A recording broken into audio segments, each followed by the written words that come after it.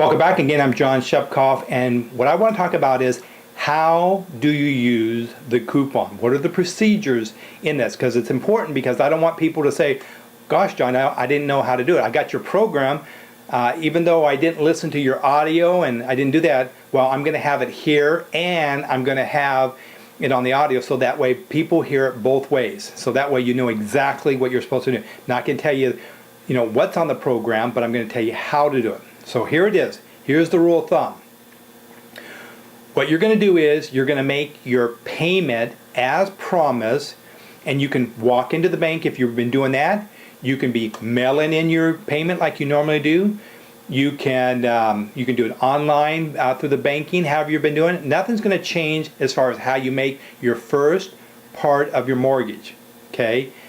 The coupon is only for when you're going to make additional principal payment. Now, if you don't put any extra principal payment, can you use the coupon onto the regular payment? And the answer is no. You can't use the mortgage coupon that I developed for your first program.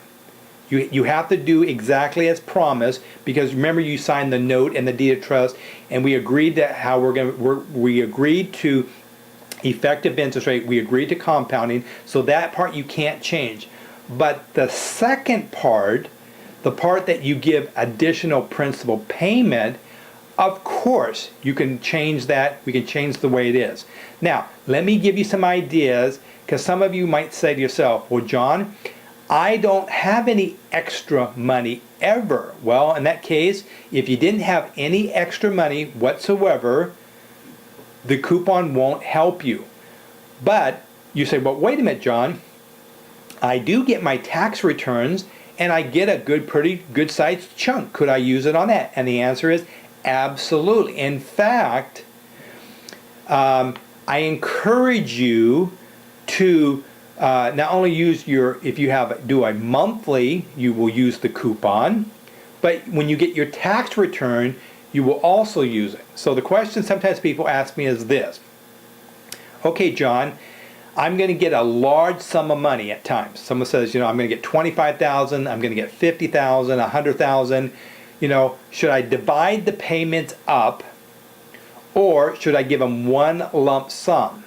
And the answer is that if you're making the regular payments, you do this every single month, and you make what's called your principal payment using the coupon that I have, then if you get a large sum, you're gonna put that in with that on it. So let's just use an example. You've been giving them $5,000 every single month, and you got $100,000 from either from an inheritance, or maybe you got your tax return, whatever that is. Okay, so what you're gonna do is you're gonna put that $100,000 plus that $5,000, so you can put $105,000 onto that principal payment, and then you're gonna get that to your bank. Now, here's the rule of thumbs. Never ever, let's just use an example. Let's say you bank at Bank of America. Bank of Americas are all over. You can walk in and pay your mortgage. That's fine if that's how you've been doing it. But can you walk into a Bank of America using the coupon that I have for you? Will you be able to use that coupon into the bank? And the answer is no. You cannot use that coupon to the local bank. You can't walk in there with a coupon, because if they look at it, all they're going to do is rip off that piece of paper, which is the 8.5 by 11s, the instructions, has the banking clause and all that stuff. They're just going to rip it off, and they're going to put it in their bag, and then they're going to forward it to where it needs to belong. So the answer is you would never, ever walk into your local bank and do that. The other question is this: can you make your mortgage payment? Let's say you make your mortgage payment through the mail. So can you make your mortgage payment and then put the coupon inside the other coupon? So you have your regular payment, and then you have your principal payment, and you mail that, and you say, well, you know what, I can save an extra 42 cents on a stamp if I just go ahead and put them both in the same envelope. And the answer is no, you cannot do that. Because first of all, the first part of the payment, you already know, is part of the effective interest rate. That is the front loan. We all agree to that. So that goes to the bank, and then they will divide it up, and they will do exactly, which is probably about 98 point whatever it is, goes to his interest. You cannot control that part. So if you put that coupon in there, even though you cannot put. So never ever put the coupon that you're going to get from me on the 8.5 by 11, and you'll fold it up, put it in regular. You cannot put that in there. You must send out the regular payment, and hopefully, let's just say, for example, if you make your payments always on the first, always make your payments on the first. Don't go wishy-washy. Don't go the first, then the 15th, the first, and the 15th. Why? Because you just added yourself another 15 more days, or in other words, 30 days worth of interest. Remember me talking about that? When you get a loan, it works the same way. So whatever you do, I don't care when you make your payment. You can make your payment on the 15th, you can make your payment on the 1st, but whatever you do, don't change the way you make your payment. If you make your payments always on the 15th, you always make your payments on the 15th. If you always make your payments somewhere around the 1st, you always make your payment. Don't go back and forth, because you're going to add more interest, which is, guess what that means? It's going to go put more money into the hip pocket of the bank. Rule number 1. So remember that. Don't ever do that. Second thing is, don't ever put the coupon in with your regular payment. You will make a extra principal payment. This is a separate principal payment, whatever amount, and it's got to be separate. And you want to wait how long? 5 to 7 business days. In other words, you don't count Saturdays, you don't count Sundays, and you don't count holidays. Very important. Okay, so mail it separately. And the other thing is this: you can do it a couple ways. If you do online, the best way to get it accurately is you make your payment through the mail. That is the best way on your regular payment, by the way. Why? Well, number 2 is when they cash your check, you know exactly when they cash your check. When you put a payment through the online banking and you send it out, that is not the day that they receive your payment. I know you think it is, and you say, well, they took it out of my account. Well, they can take the money out of your account. It does not mean that the lender got the payment on your mortgage. So the real way, if you want to be accurate, absolutely positively, without a shadow of a doubt, what are you going to do? You mail your mortgage payment in. Now, are there ways to get around that? Absolutely, you can do it. What you can do is, if you have online banking and you call up your lender and you say, hey, Mr. Lender, can you tell me when did you put the money into my account? They'll tell you, okay, we put it on, let's say you mailed it on the first, you put it in on the 1st through your bank, but they said, well, we didn't actually put it in to the 7th or the 9th. They'll tell you. Well, that's going to give you an average. And remember, you're going to have to adjust your days because what do you have? Saturday and Sunday holidays, so don't forget that. So that's how you can get more accurate way when you're making your payment on your mortgage. Okay? And when you make your principal payment, you will always, no matter what, you will always mail the coupon, and it's designed the way I have it is it has your name and your property, and it has the name of your bank. When you call me up, of course, I'm going to give you instructions that you will get from your bank.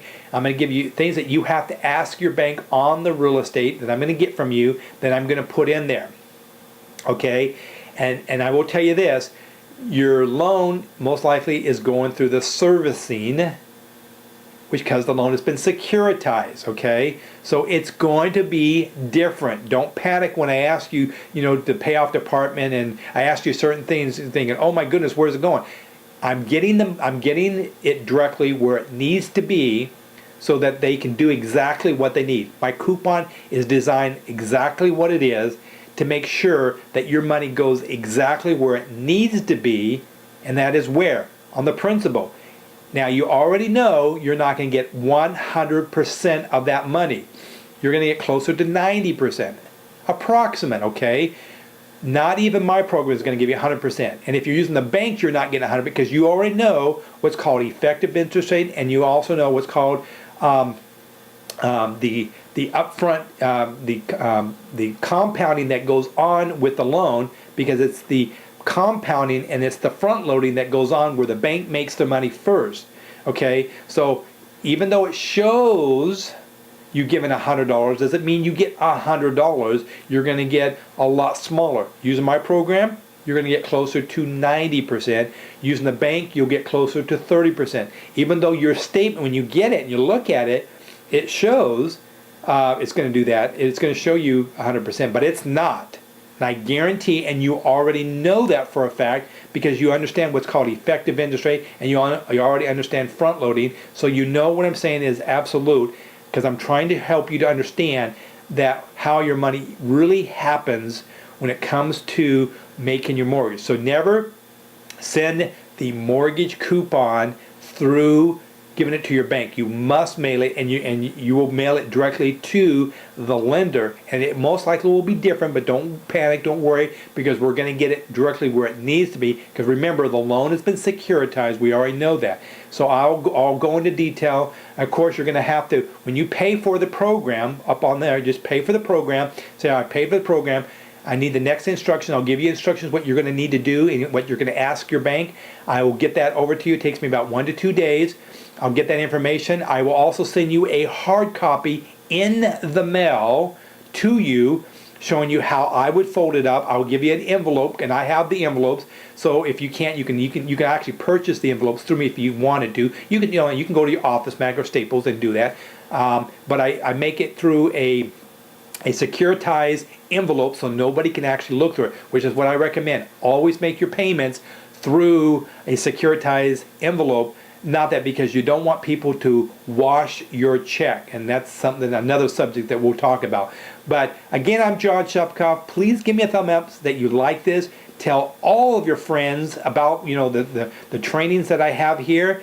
And remember, every single person that you personally invite and they actually get the program, I will personally give you $100.